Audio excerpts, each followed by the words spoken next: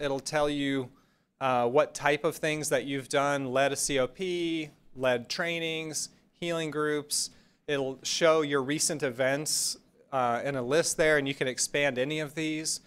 You can quickly click through your network so that anyone that you are mentoring or anyone who is mentoring you is easily accessible for chatting or for emailing or whatever.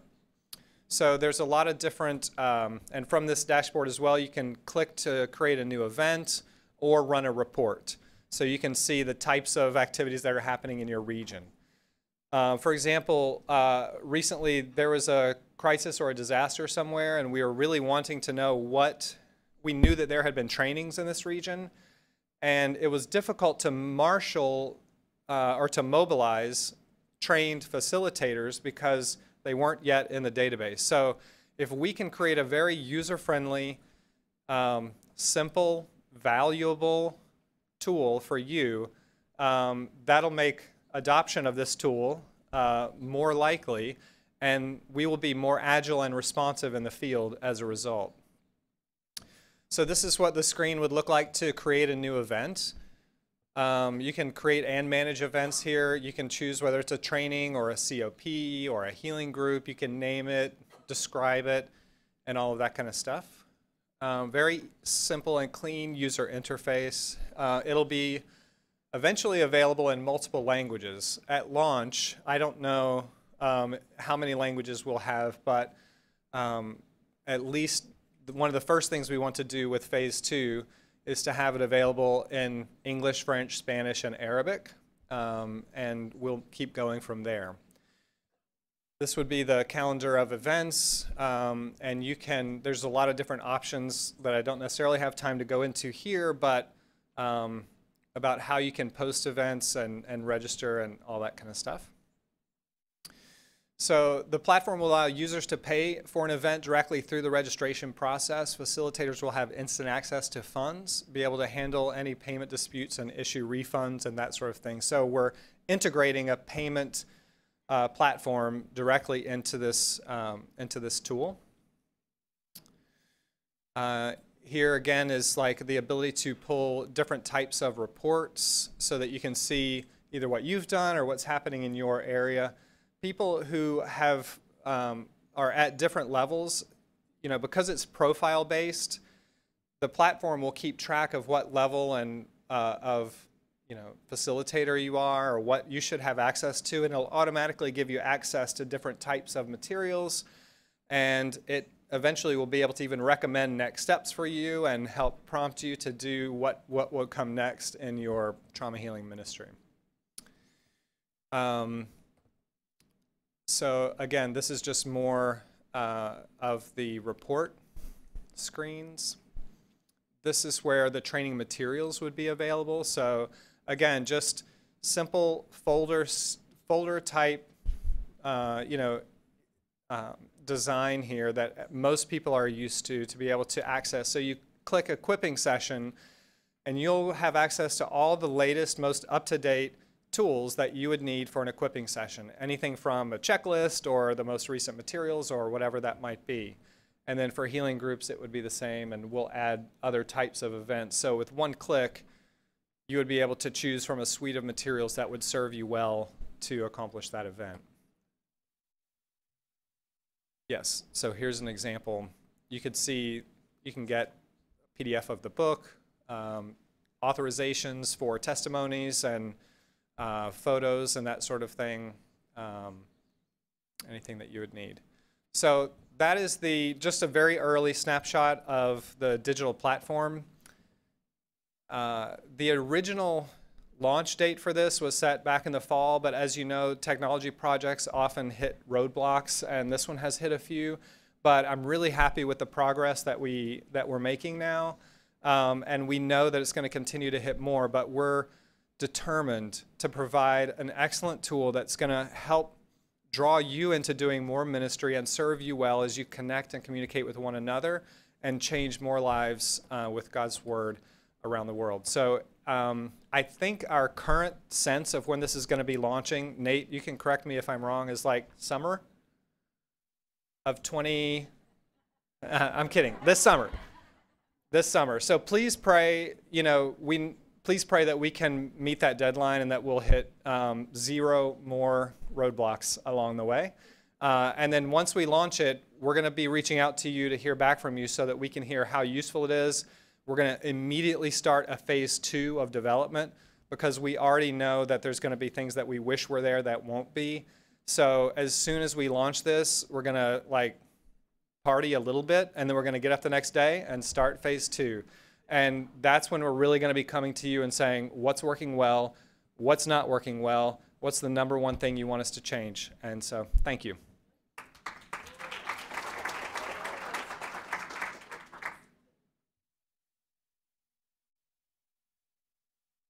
There's just one other thing that we wanted to share with you is we've been working a bit on the disaster response with Marilyn Davis. She's been working with SIL and many others, maybe some of you here, especially with the disaster victims in Houston, but you all maybe have those in your place as well. So I just wanted to show you, there is a little video now right where that blue arrow is on the website, the present website, the Trauma Healing Institute website. If you go into the facilitator login page, there's a little video that explains the new brochure and the postcard that is there if you're involved in disaster response. There's a second video, and these are our the first go. They're rough. They will be improved. All of life will be improved, but at least it's something. If you want to get news about this and how it's developing, there's that there. And then you will see Margie, our very own Margie, there, and her assistants, little elves in the background there. And it's 10 ways to help children memorize scripture. So these are some really initial attempts at putting some materials on our site so that, and you guys could probably make some videos yourself and have them, processed and put up on the site. So we will have a better way of sharing additional materials. That's coming forward. Oh, you like that? I got a clap. One clap. Oh, whoa. We need to, this was not my idea. This was Phil Monroe and Dana. I think you're really where this started, wasn't it? You two? Yes. So thank them. That was your clap. Please take it home.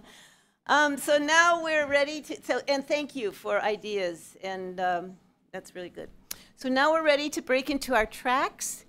And we would ask the leaders of the tracks to stand there where Bryan is with Dick. Maybe Dick, are you going to lead a track, Dick? So then, stand there, yeah. So if whoever is leading a track, that would be Margaret, Marjorie, and you will be given a paper that has your track name on it. Oh, and Phil's mentoring and coaching. Oh, mentoring and reporting. And Bryan's story-based. You guys will stay in this room, right? Yeah. And Margaret is translation. And Christina is database. So you all had the opportunity to register for one of the tracks. If you did not register, please stay in this room with the story-based, and that'll be fun for you.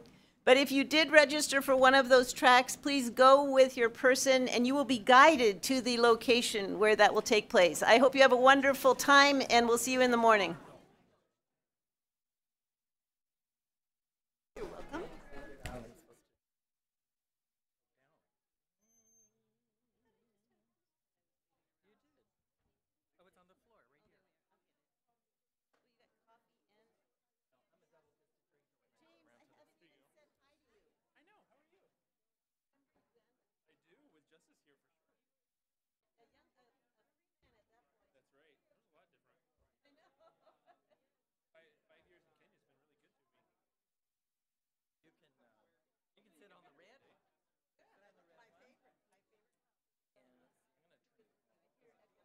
If you are staying for story base, could I ask you to come towards the front?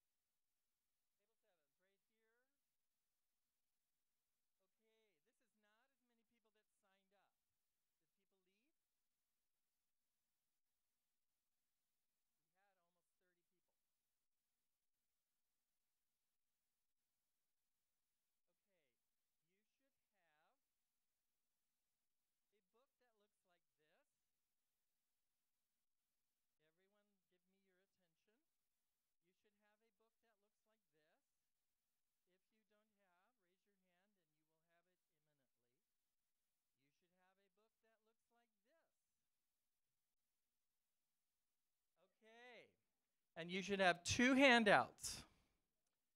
Okay? We need some books over here. Okay? Okay. Can you guys fill in this table over here before we start filling in that table?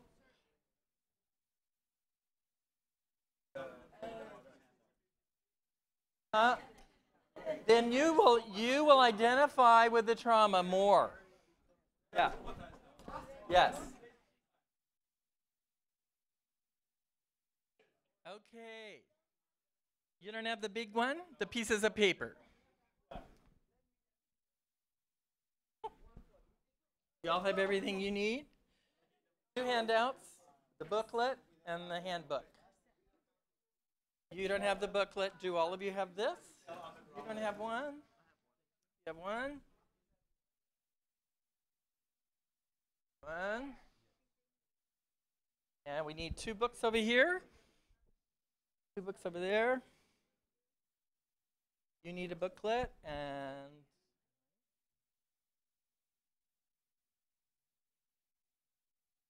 okay, great. All right, well, welcome to Story Hour. I don't have all the questions memorized. That's all right. I'll help you. You can open the book. Right here.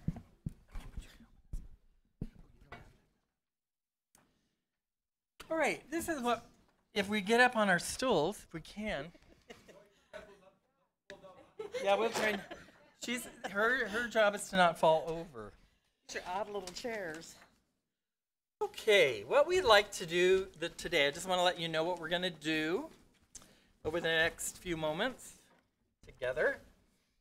We want to give you an overview, a general introduction to story-based trauma healing, and some of the differences between it and the classic version. And then what we want to spend the bulk of our time doing is giving you an example of a lesson. So we need you to participate as if you're in a healing group, and we're going to go through a whole lesson, abbreviated, okay, because we obviously don't have time. We're going to do a quick lesson in 30 minutes. So, but what we will do is we will give you a taste of each part of the lesson, okay? And when we get to it, I'll let you know. So if you would like to open up this book,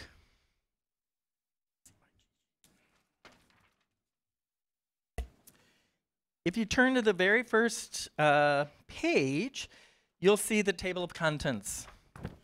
So the way that this is set out is there's 3 basic kinds of story-based. They're all related, but there's one where you already have the materials developed, and you're simply telling the stories in the lessons. And that would be the first part. That's how you would equip people to do that in that first section. The second section is for those like you who already know the classic and you want to know how to use this. And so that's what we're doing in Dallas right now, helping people who already know the program learn how to use the story-based model. And there's a schedule for that in there you can see. Then the last section is about when you need to craft stories into other languages. You already heard Gueneba. Was it Gueneba? You mentioned, yes.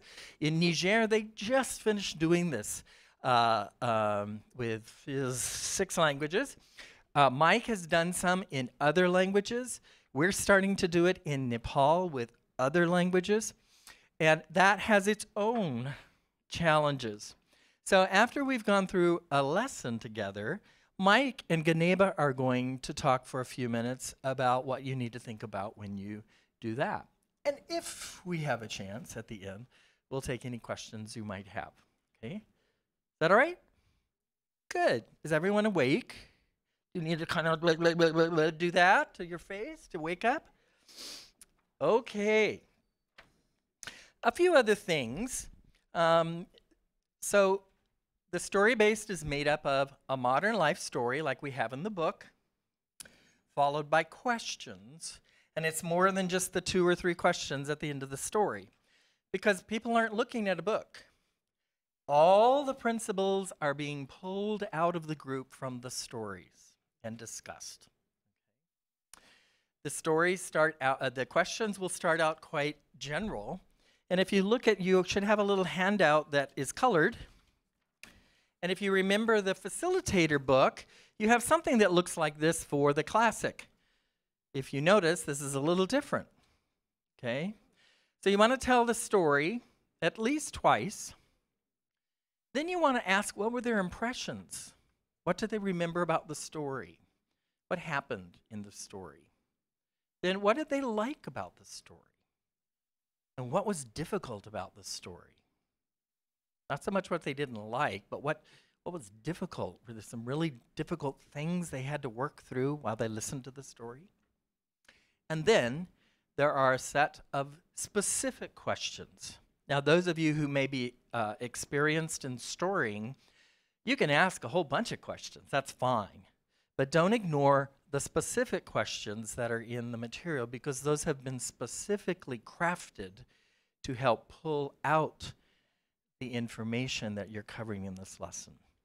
And don't forget the last question. So don't spend so much time on the first questions that you never get to the last question, because the last question is what we kind of like to refer to as the healing question. It's like the 3 questions that we ask. What happened? How did you feel? What was the hardest part? You know, that's going from something up here down to the very core of someone's being. It's the same way the questions are designed. They get more deeper into people's lives and their emotions. So that's how that works. We always have some sort of exercise, a drama. If people can draw, they can draw, dance, and then usually every lesson has a song that they create in their own style based on a verse that brings out the main point of the lesson. Okay, so that's a broad overview. And you'll see we like to weave the stories, the 2 stories together. The other thing about the story-based is each lesson is started, the title is a question. Why do we do this? Why is there suffering? What is a heart wound? How can we be healed from our heart wounds? How can we help someone who's affected by suicide? You'll see that at the end when we weave the stories together.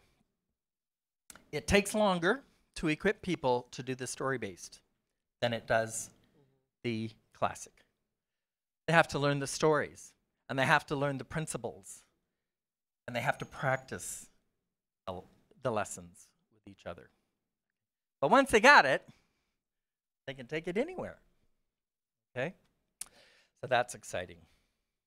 Any questions so far? Are you still awake? Are you sure? Okay. All right. Would you like to hear a story? All right. We're going to do the lesson on taking our pain to the cross.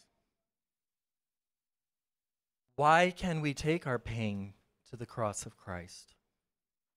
Why can we take our pain to the cross of Christ? If you want to, you can cheat and look on page 44 of the booklet. What you're going to hear is a new way of doing pain to the cross. Okay? Most of you, if any of you, have seen this version before. So we wanted to let you see what some of us have been using now and have found it extremely effective.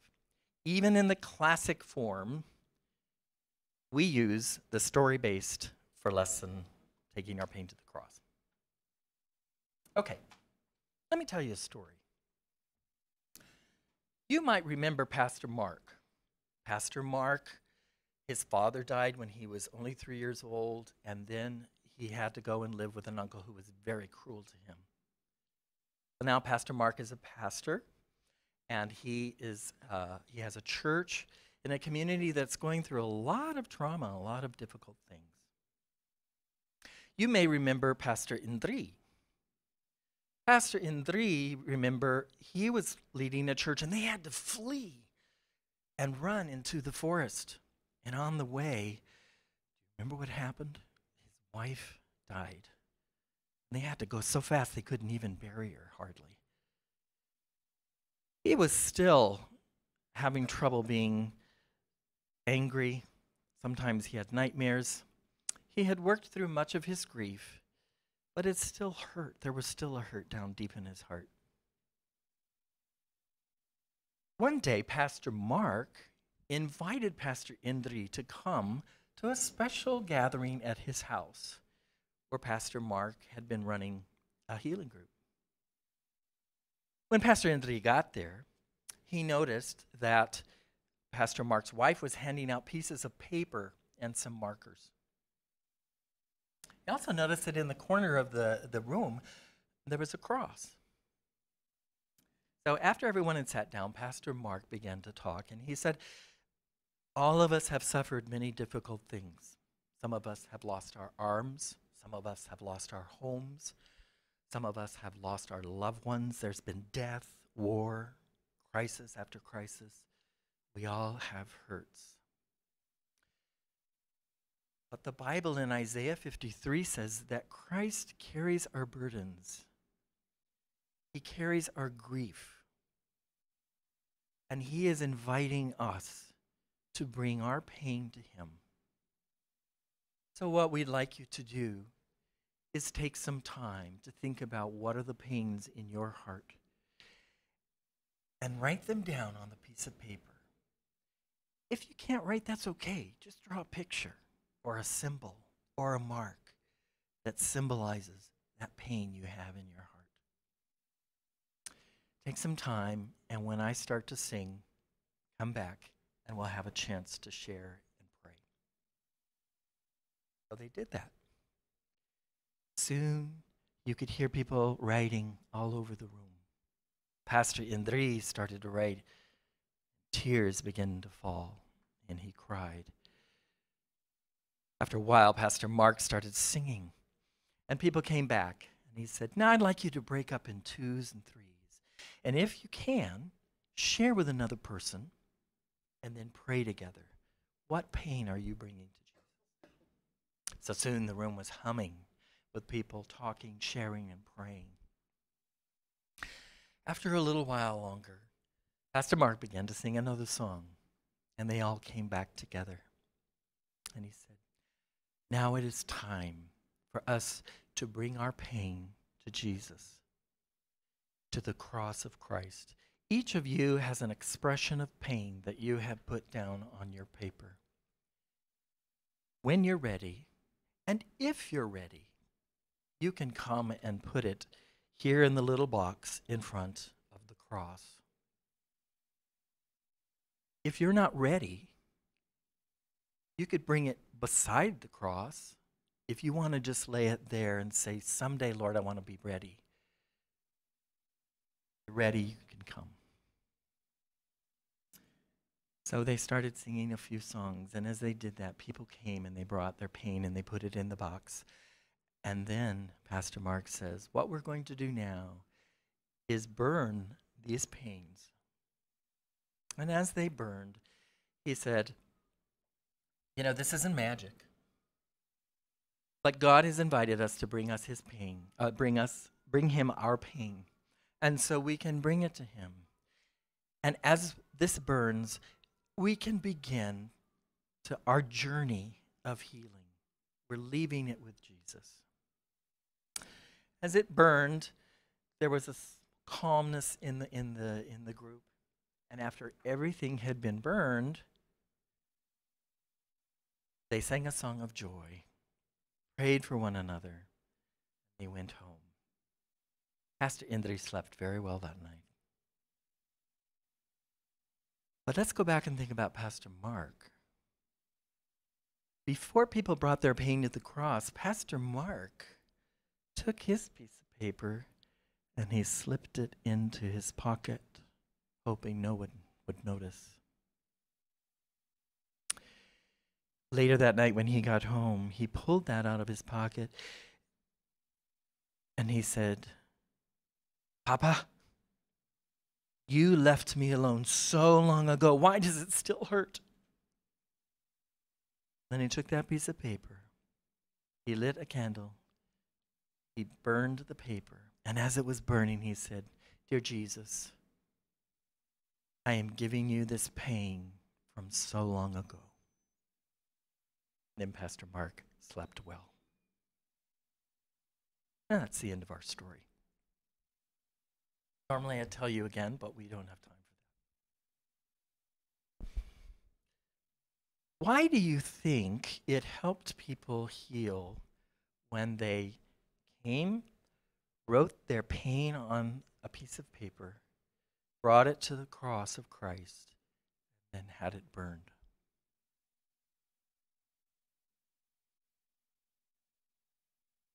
Why do you think it helped Pastor Indri or some of the people? Because they confessed their pain? Right. Anyone else?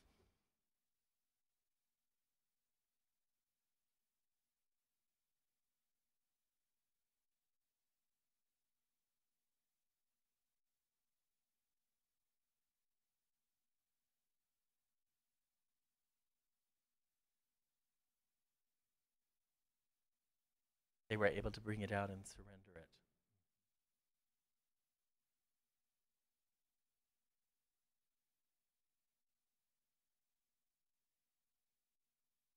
Jesus can take their pain away. And so the process of the three things of writing it, putting it in the box, giving it to Jesus, and then watching it burn. What about the process? Do you think that helped?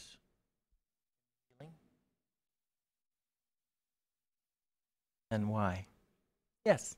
I think the process was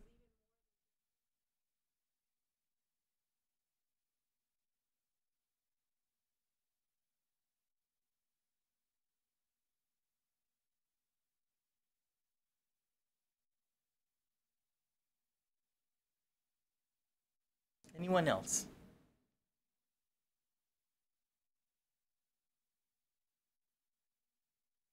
I can't put it back in my pocket. And there's one point in time, even when I want to try to take it back, I can say, I brought that to Jesus, and I can remember that. So what did Jesus actually do? Okay. All right. Just repeat what she said. You can't take it back. You can't take the pain back when you give it to Jesus, and then it's burned. Right. So what actually did Christ do on the cross?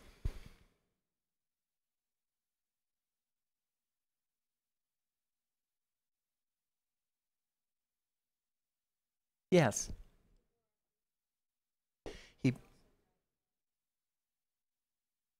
He bore our griefs and sorrows and also died for our sins.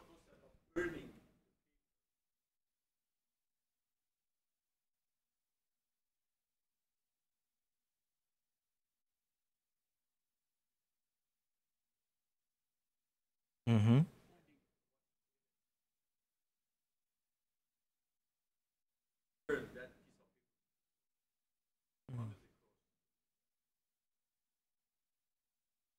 Right, right. Why do you think Pastor Mark put the piece of paper into his pocket and then later brought his pain to Jesus privately?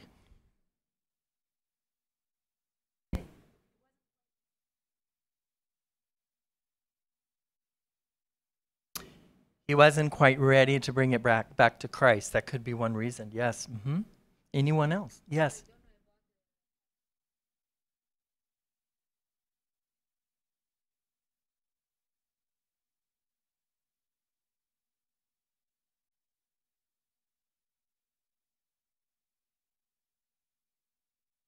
So another thing could be that he could not show his weakness. He could not show that he had pain in that culture because pastors are supposed to have everything together. I don't know about you, but when I am helping people process their pain, it's hard for me to fully enter in to my own pain. And so sometimes, for my own sake, to be able to really mean it when I do it, I need to do it away from that environment because I'm concerned about the people around me. So there could be a number of reasons why he didn't do it in the group. And how, yes. Mm-hmm. Rather not take paper. Right. I don't do it anymore. Teaching, it works for you, but it doesn't work for me. So I would rather not take a piece of paper. So just don't do it. As to explain that sometimes I even say, I went through just like you are doing, even me, I did it. Yeah, so. And that's why he hoped nobody would see him, I think. Right. How can you, yes? You can look at it from another perspective. I mean, the leader has to pay a price. And the pastor, Mark, is a leader. The congregation has paid. But that doesn't mean that he doesn't have a pay. He is also a human being at the end of the day. And he has a pay. But because he's the leader, he is the captain. So he has to lead this congregation. So if he shows his pain in front of the congregation, he will stop becoming a leader. So the guy was acting as a leader, and he didn't show his pain so that the others will be released from their pain. But then later on, he went by himself in order to be released from this pain. And I think, through your story, this man is really a good, this pastor is a really good leader. Because he showed his leadership skills of leading his congregation and then taking care of his people. Very good. Thank you very much. Yeah. Great. How can you explain, how would you explain the pain that was in Pastor Mark's heart?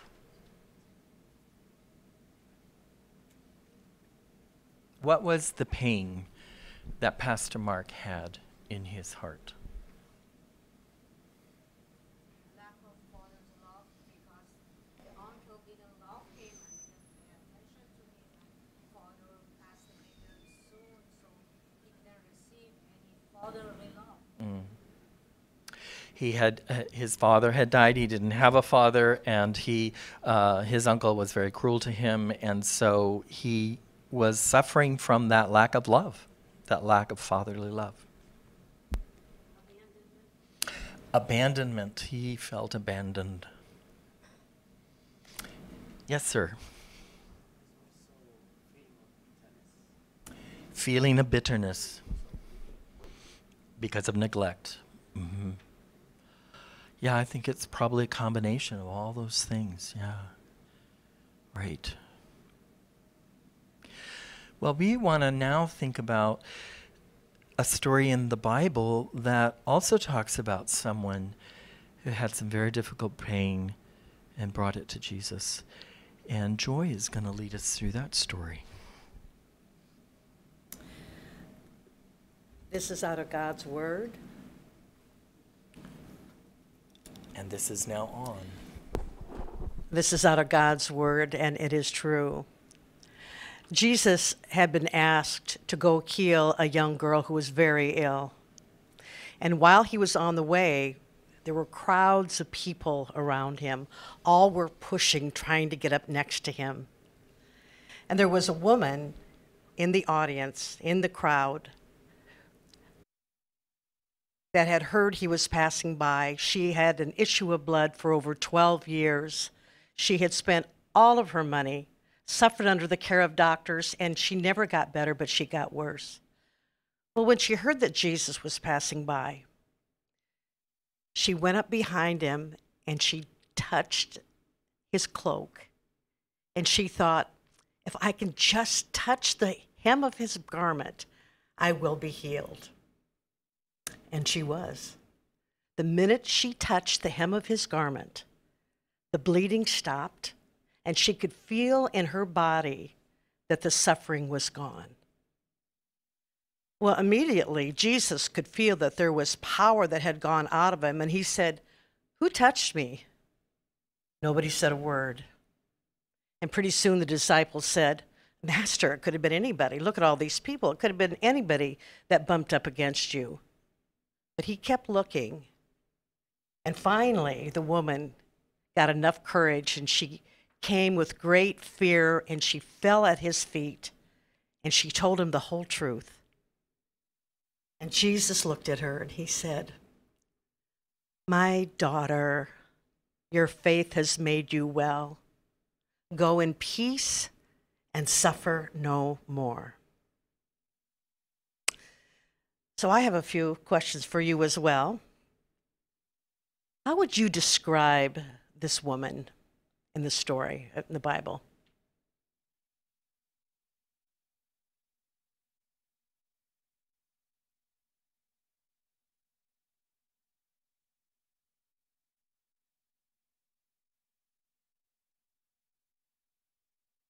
Very persistent woman, yes, yeah.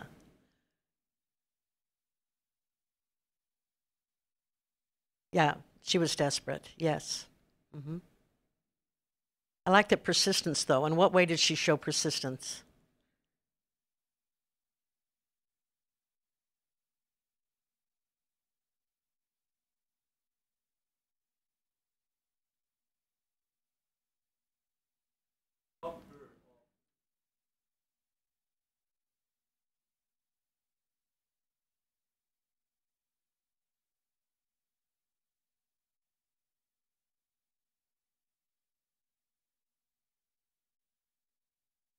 And yes, yeah, after all she'd been through. So what happened then when she did touch Jesus's cloak? What happened? She was healed. Yeah.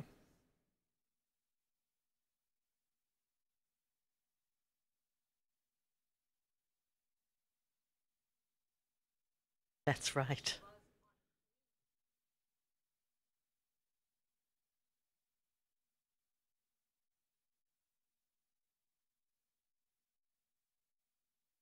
Yes, she was unclean. Nobody could be around her, and yet Jesus called her his daughter. Why do you think Jesus just didn't let her disappear into the crowd?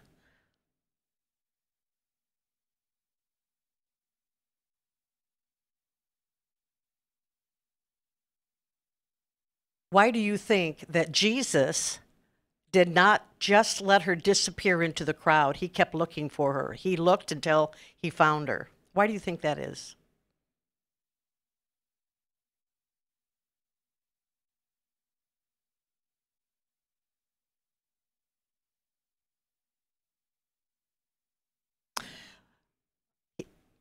He wanted others to know about that, but he wanted to restore her faith and her healing, and he wanted to restore her to community.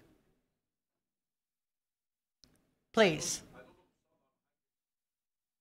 No, it's okay. We haven't heard from you this whole week, so it's good. It's good to hear from you. Yes. Right. I had to go seek him out one day. I mean, I think the example of this woman,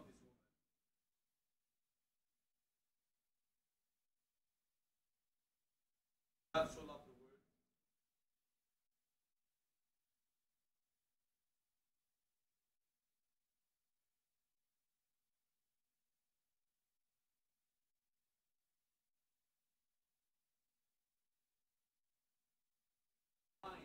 world. Ah. It was a divine appointment for Jesus with this woman. Yes. Right. Yeah.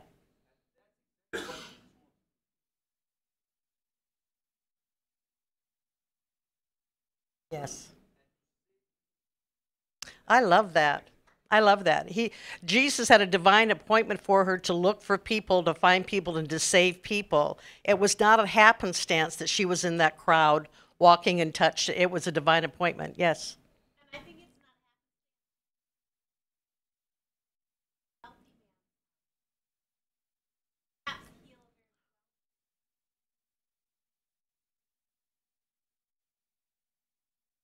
probably didn't That's beautiful. cause that.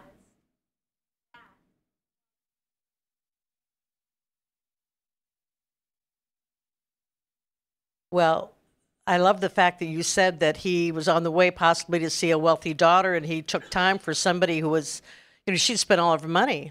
That passage tells us she had spent all of her money on doctors, but Jesus was willing to take the time with her, despite her economic condition. All right, I'm going to ask this next question. How did she think that Jesus would respond to her when she told him the truth? Why did she hold back and not say anything? How did she think Jesus would respond to that? He might rebuke her.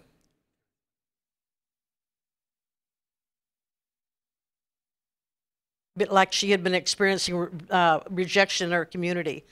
Yes.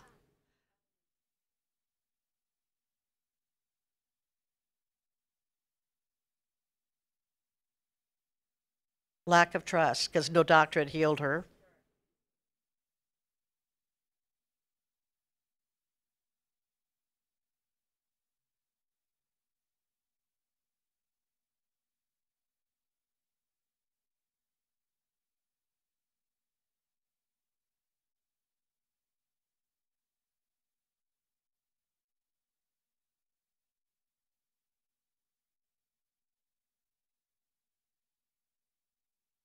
See, after all this mistrust all her life, now there's somebody that she could actually trust. But that's not what she necessarily thought, though, was it?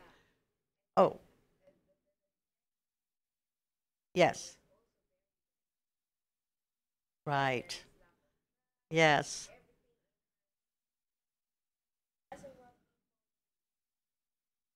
Right.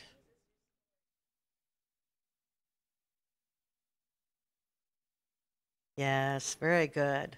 Thank you. So I would like to ask you this. Have you ever been ashamed of your story?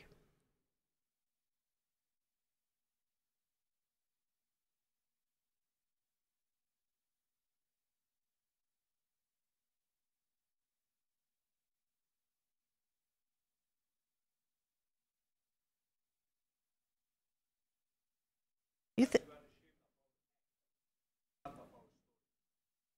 Say that again?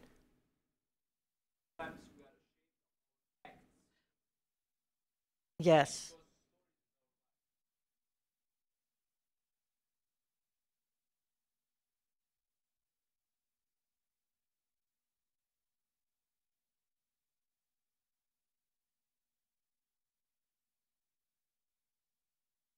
Yeah.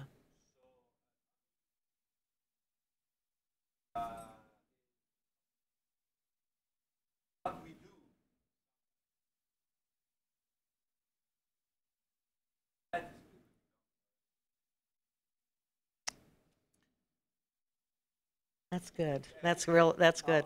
Although in this case the woman had not really done anything wrong.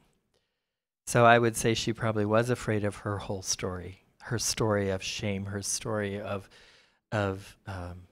rejection. In this case, it wasn't necessarily something she had done wrong, but she certainly was ashamed of her story. That's one reason why she didn't want to tell it. Yeah.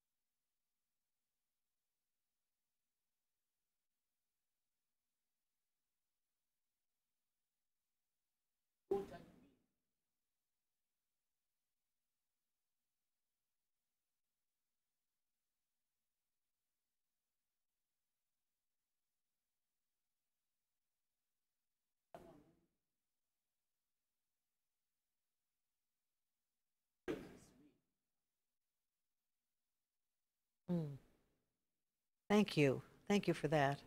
Yes.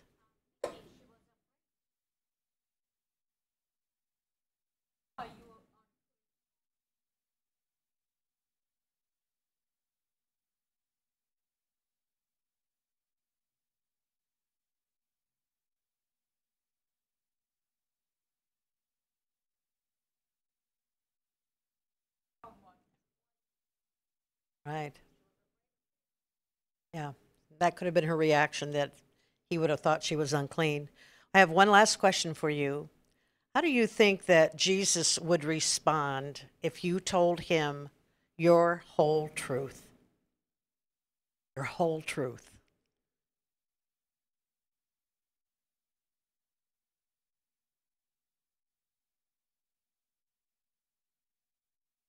He knows everything, and you can't hide anything.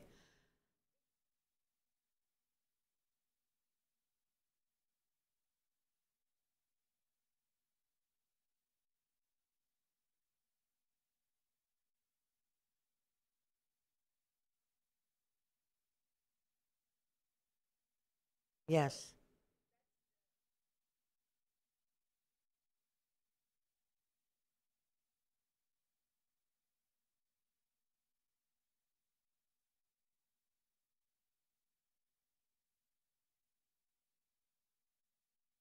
This woman was just coming to know Jesus. You know, she was just coming to know him. What do you think over here? What do you think if you told your whole story? What? He's going to say the same thing to you. Your faith is, my daughter, your faith has made you well. Yeah. Good.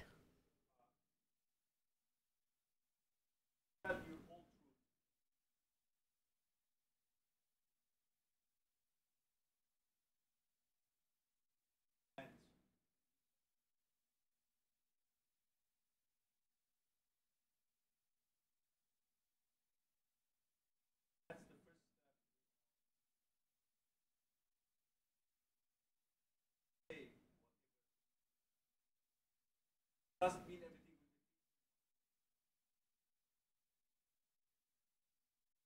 Right.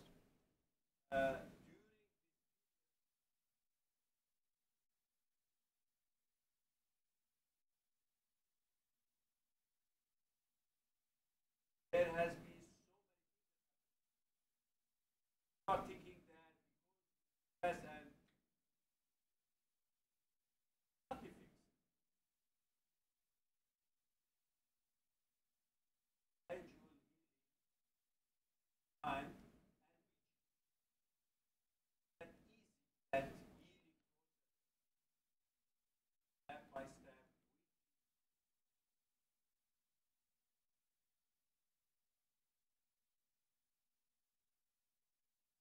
Let me hear from one more. Do you agree with that? Do you agree with what he just said?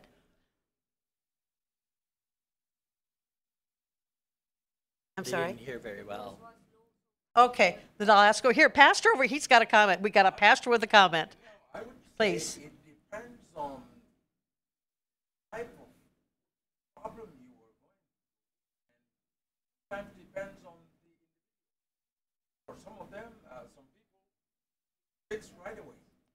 But for the others, because of the problem, it would take. Okay, all right. Could I give an example? Give an example, please. Yeah, come here. Here. You can have this one. One example of being healed right away. My first year in the United States here, when I was coming, the doctor had said my wife is expecting. And I came without my wife. That was the missionary's plan. I would come for 1 year, and the next year my wife would join me. So I came by myself. She stayed back home in Mali, expecting. That was our first child. And just few months here, I got a call. Your wife had a miscarriage. Especially, you have to know the background. I was cursed by my family. I was cursed by her family. And they had said, you'll never have children. So we were living with that. But before I got the message, I was cleaning and I came to Isaiah 40, verses 28 through 31. I memorized those verses and I came down from the second floor. I got the message, your wife had a miscarriage. I was crying. As an adult in my culture, as a man, you don't cry. But I was crying. And I went to one of my professors. He said, why not sit here? We'll pray. In his prayers, when he used the same verses, I mean, before he said amen, I was healed. These verses I had memorized upstairs. He used the same verses in his prayers, and immediately I was healed. Oh, you see? wonderful. So it's possible. Depends on people, on context, on problems, and yeah. Thank you. And I think there's the example of the blind people that Jesus healed in the Bible as well. Some got immediate healing, some had to go away, and so there's different layers of healing as well. Thank you for your contribution and your connecting with this. Thank you so much.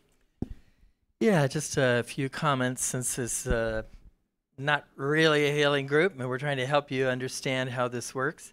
Some of us were not answering as if we really were in a healing group. And so I think what I've seen that this is very beautiful when we're leading people who really truly are in pain, and they're bringing their pain to Jesus. That woman, when you think about that woman, she was healed physically immediately, but she was not healed emotionally immediately. When did her healing emotionally begin to take place?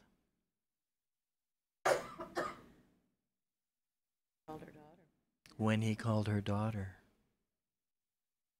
As she crept up trembling to respond to Jesus. Why was she trembling? She was afraid to tell her whole truth. What do you think? And instead, he restored her dignity. He changed her shame to honor, called her daughter. And then she was able to begin that journey of healing. So, as we do our stories, just as we do our lessons with people, we want to remember that maybe we understand some theology that we don't necessarily need to bring into a healing group, because we're just helping people from their hearts. Okay? What we would do at this point then is we would weave the lessons together. What does the first story, not the lesson, sorry, the story, what would the first story and the second story, what do they have to say about why we can bring our pain to Jesus? And Bill is going to come and weave the stories together. So let's think of the two stories and how are they alike? The biblical story and the modern day story of Mark and Indri. How are those two stories alike? Anything? Yes.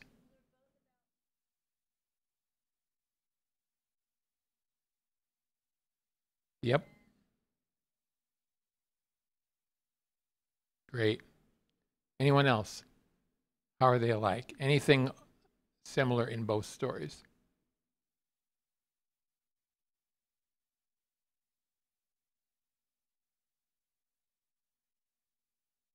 Right. They both brought their pain to Jesus, to the cross. Okay. Anyone else? Similarities? Yes. Pain. Plenty of pain in both stories. You're right. Anyone else? How are they different? What would be differences between the first story and the second? One had a flesh and blood Jesus, and the other one had the spirit of Jesus. Okay. Face to face with Jesus. Yes. Harar?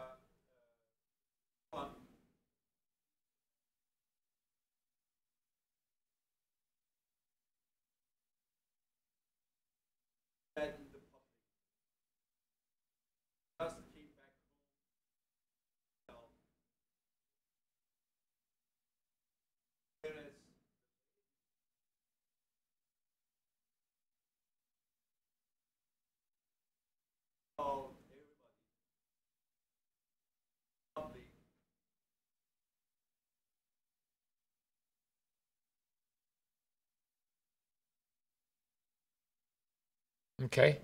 Public versus more private. Good. Yes. Repent.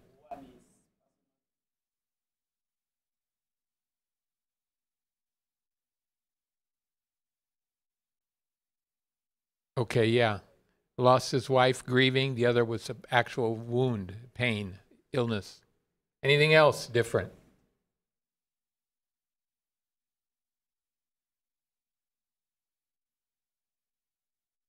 Okay, what was that? One is a man, one's a woman. Okay, sure.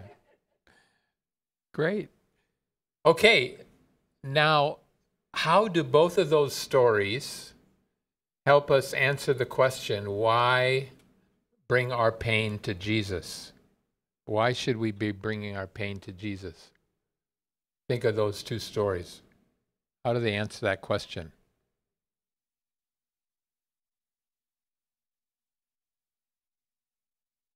Yeah. God answered. They got healed. Anything else? Why those stories would help you?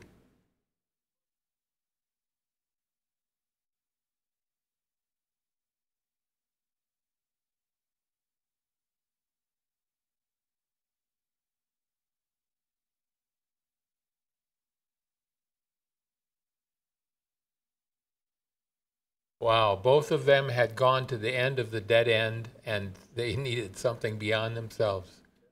Wow. Anyone else? Well, good. You know, story-based trauma healing is pretty simple, but these last 3 questions are pretty high-level thinking, and you all did well. So it's really good to get to this integration part.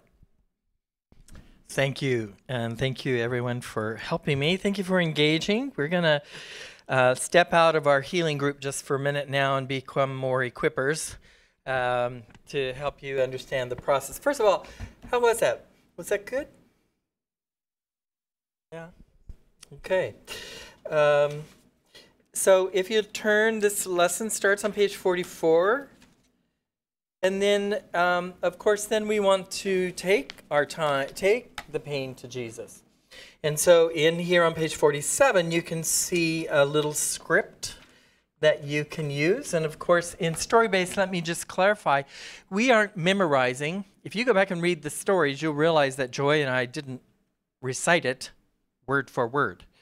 Okay, because a principle of storytelling is that you internalize the story and you don't just memorize it. Another reason I gave you pieces of paper that talks about information about oral learners. Okay, oral learners probably never tell the story exactly the same way twice.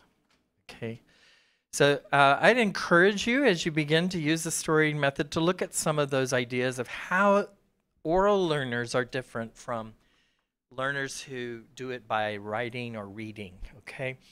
And this is one of them, is that we want to internalize the story. What are the main points? Who are the characters? What are the events? And, you know, what's the chronology that we're working? And then there is a little bit more freedom in telling the story, as long as you stay true to the events and the characters there. So then if you look there, it begins on page 47. This is just a suggestion. And as it says on page 44, you need to contextualize for your audience. That would be for any story that you're doing, any lesson that you're doing. This one particularly, you may know, there may be places where it's not appropriate to actually have a physical cross, depending on the denomination or whatever. And it may be problematic if in your area they actually talk to ancestors. You can take that part out about the Pastor Mark. You can take that out, okay? And just don't worry about Pastor Mark sticking it in his pocket and then pulling it out and doing it later. It's another component that might be helpful, particularly if you're working with people who are training a lot of people and pastors. That might be helpful for them. But if it's just a normal group where they're in a place where they talk to ancestors, you might don't want that complication. So there's a few words there about contextualization on page 44. But this is just a little script. It's very simple. You would read through it. You realize you know the main parts. What I like about this is that the first story basically lets the people know, what are we going to do? And then they don't feel afraid when you say, okay, now we're going to bring our pain to Jesus. Sounds a little scary. Could sound a little scary. So you sort of have told them a story about the process with people they know and can identify with.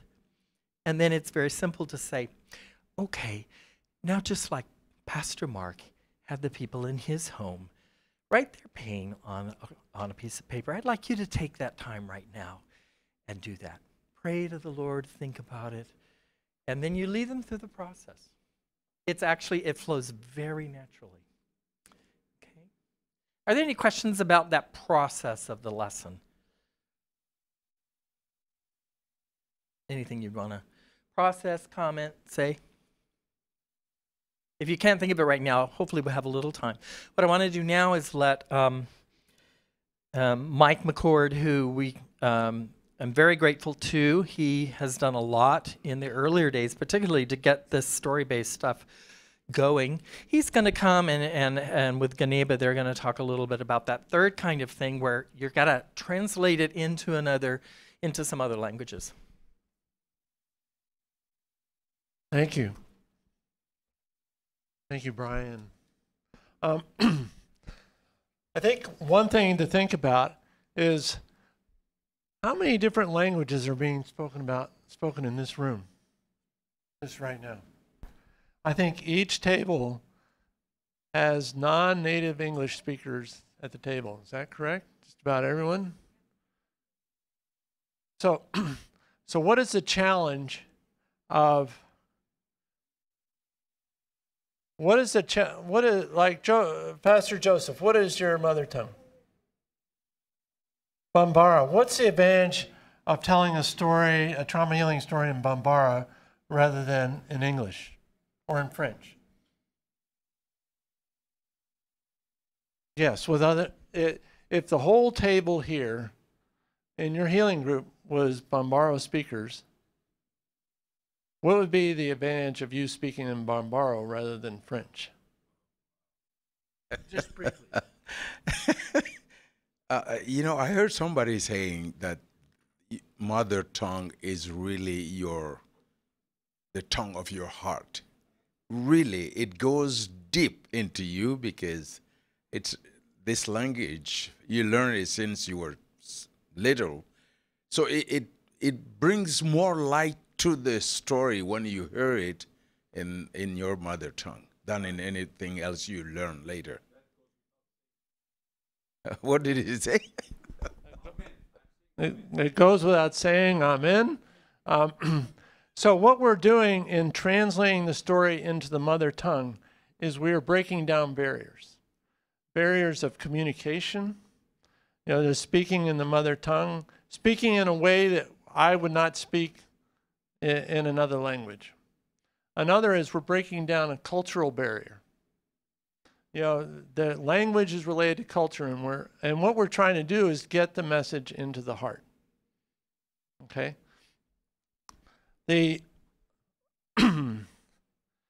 So the process is essentially the same up to this point, where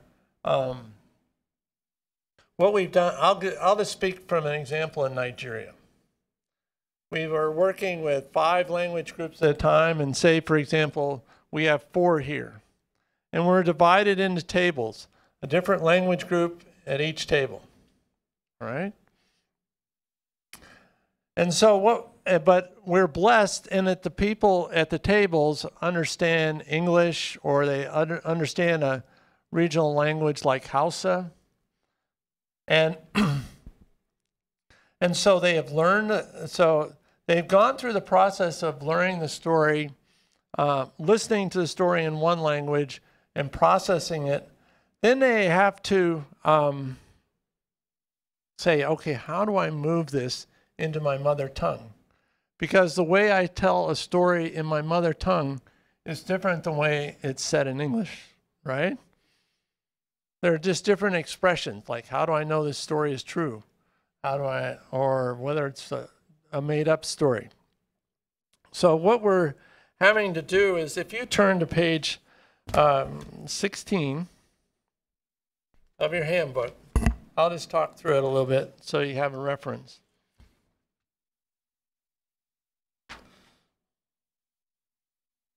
And this is really, really important. I want you to go ahead and speak in there, and we'll share this with other people. Thank you. You got plenty of room. That thing will pick you up. You can hear me from here. Okay, good. So what we're doing, our goal in this is to be able to come up, to enable everyone to be able to tell the story in their mother tongue. Not in English, but the way you would tell it in your mother tongue. That's your goal.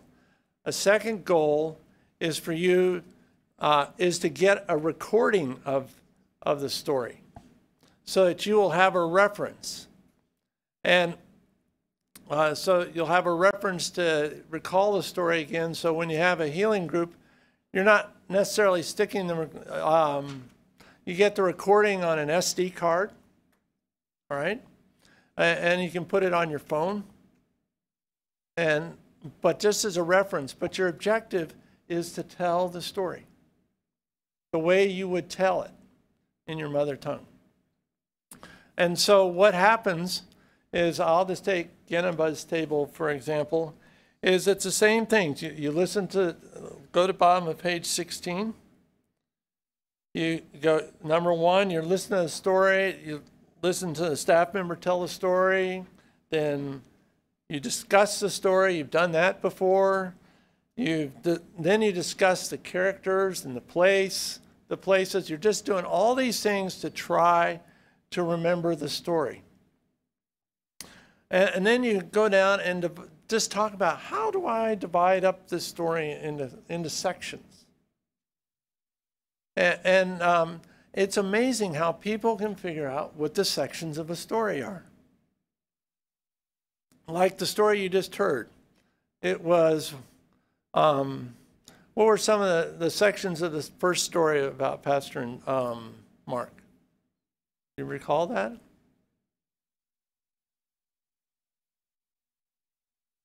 Maybe not. First of all, remembering Pastor Henry. Okay, remembering Pastor Andre, Pastor Mark. And so, I can't go away. Yeah. And so what was another main point? So what was another section?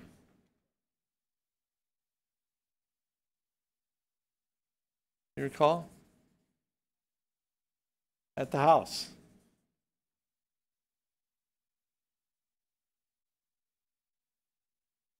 And then you continue on, and generally a story will have 4 or 5 sections. And one thing we were doing in Nigeria is to help people remember the story.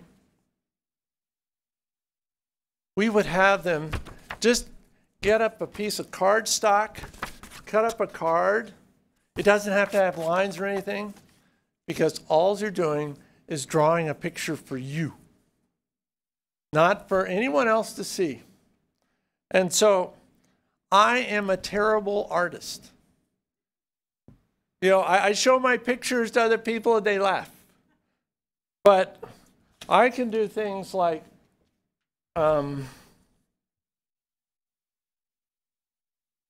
I can draw stick figures.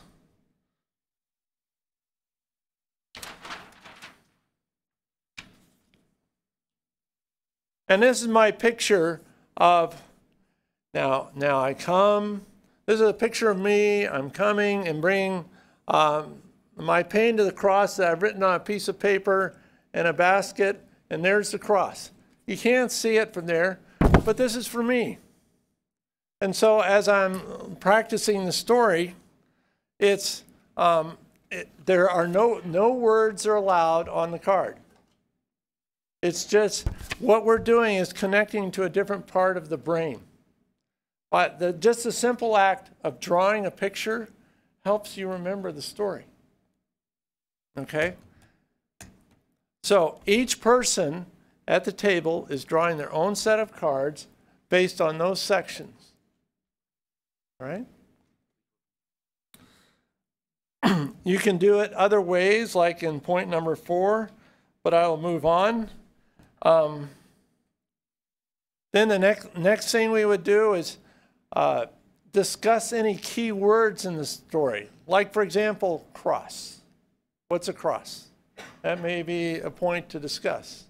Just to explain so that everyone, and then you say, how would you say cross? I'm sorry, sir, what is your name? Oh, what is your name? Joseph. And what is your mother tongue, Joseph? Mandarin. How do you say cross in Mandarin? Okay. I didn't get that right. But, excuse me. But sometimes you have to have a discussion of how do I say this and how do I say cross in my language, okay?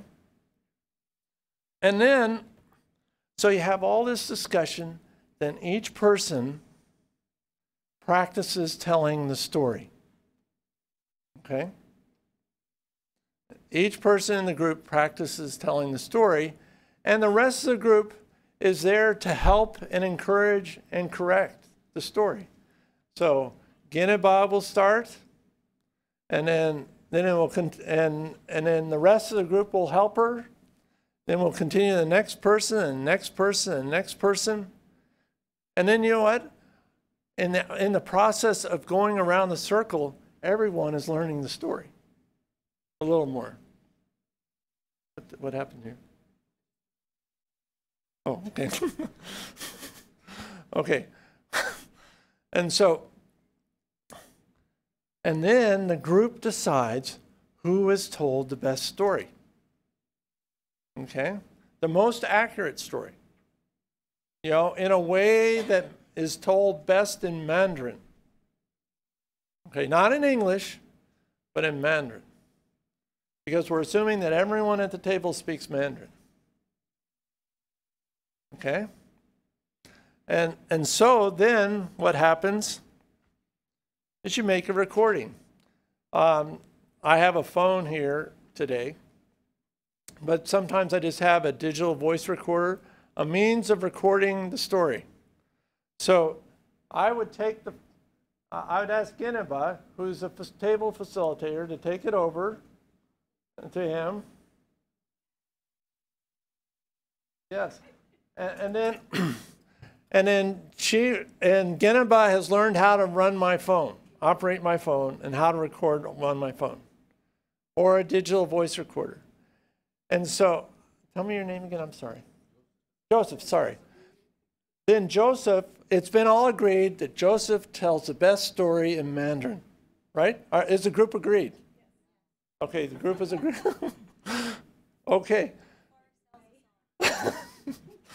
Okay, Joseph will tell the story, and then it will be played back, and the group will listen and say, is that okay? Does that sound like the story we've learned?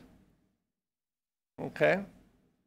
And then checking the text, because it's important not to, so you're just listening to the story, and then what happens?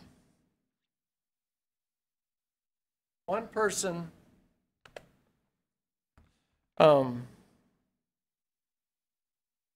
then one person will play the recorder and someone else will translate. What did he say? Okay, we're doing an oral back translation. Okay? And it's a way, we think the recording is okay, but one facilitator who's a checker needs to check and make certain, you know, just to verify that the story's been recorded correctly. Okay? You do the same thing with the discussion questions. You say, how do we translate these questions? Then you record them, then you back translate, and that's the process. Then you take the recordings that you've made of the stories. You have to do it for each story. And then you put them on an SD card and label them.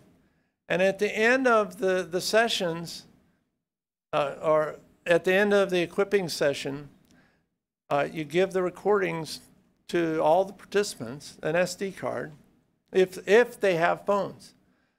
I've been in a refugee camp where the phone, they didn't have phone coverage. And so we had to use hand crank players instead. And so it's not everyone gets a hand crank player, but you develop a strategy for how are we going to play these stories. So that's what happens with going to a second language. Thank you, Mike. We've given you a taste. I'm sure you have lots of questions. Were you going to say something? Yes, Yes. please. Yes. We said that this is a story-based trauma healing, and you add 3 categories of people. We add the oral communicators. So an option, if you don't draw, that's what I wanted to say. If you don't draw story cards, then have a recording of the story so that each group will listen to the recording and tell the story one to another in the group, but in the mother tongue. That is the case where you don't do the story cards.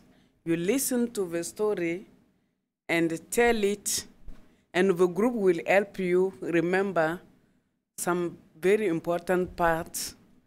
And the group will help you use the right word, because sometimes people don't know how to tell this word in the language, so the group will still help until you are able to tell the story accurately in your mother tongue.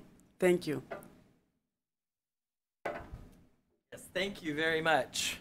There's a number of ways of making it come about, but I just want to attest, and they can attest, it really does work. And what we've found is people come and they get the training and they want to even use it among people who can read. Because there's something about just listening to a story and interacting with the story that is so meaningful. We have just a few minutes. Are there any other questions or comments that you'd like to make? Yeah. Could you get, can we give her a mic? You said you recommend telling the story twice. So when you tell the story, at least twice. So that's a really unusual concept for a North American. Mm-hmm. When you tell it the second time, do you tell it exactly the same way? Do you tell it differently? Like, well, it would probably not be exactly the same because, like I say, you're not memorizing the story, you're internalizing it. So, I mean, it should be recognizably the same story. But like if you're like me, I like to model imperfection. And so that means that I will have forgotten something the first time I told it, and I might say it the second time. You know, so, but, right. And if you look on the page that talks about oral learners, they don't mind repetition. They love repetition. That's how they learn. Over and over and over. And that's how they pass on their information. They tell it to people over and over and over. So that is one thing that we have to remember. Also, conciseness is not a value.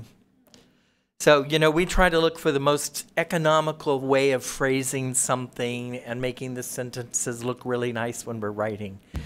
When you're telling a story, you might take it and repeat it, and you know, so that sheet that I gave you might be very helpful for you as you think about doing this. If you're working with people that are truly oral, there's some major differences in the way we communicate and learn. Yeah, good question. Any other? In Nigeria, we were doing. Yeah. And sometimes what we do is not even tell the story. I mean, we tell the story, but then we actually act it out. So there can even be another time where you act out every single part, and whatever it will take, and it will depend on the group. What works best in that culture to kind of internalize that story so that they can go and tell it again. I think there was a hand over here, and then there was here. Go ahead.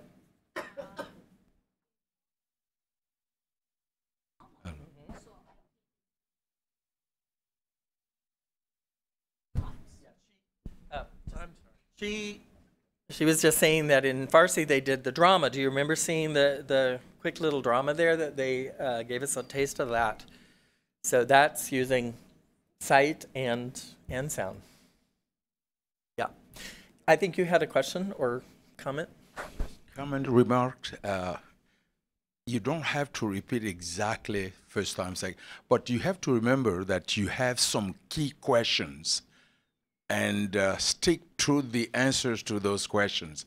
Otherwise, if you tell the story differently, when you ask the question, you may get, crazy answers. That's right. And that tells you that you didn't repeat some key things. That's right. Very good. So you do want to know this. Oh, sorry. You want to know the story well enough that you're going to not make mistakes or leave out key things. Okay? And to help do that in the back, there are different ways it's been set up, but in this one, in the back for each story, there is, what are the main points that you need to remember about this story? Why are we telling this story?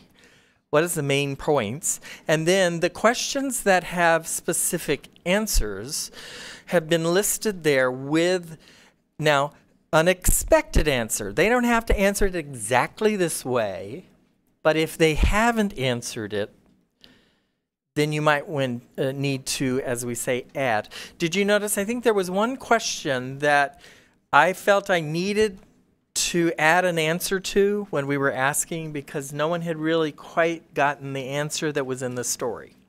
So that's your role as a facilitator, okay?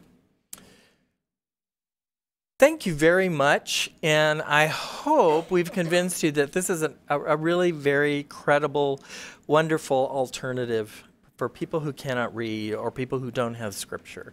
And if you have more questions, you can write to me. My name is on the sheet there. It's my name at sil.org. And if I can't answer it, I'll send it off to somebody else. Or you can write Mike. You can write Gueneba. Thank you very, very much. And these are your gifts. You may take them. And yeah. Bye. Thanks to Mike and Bill who left and Joy who's backing out and Gueneba. Thank you very much. All right.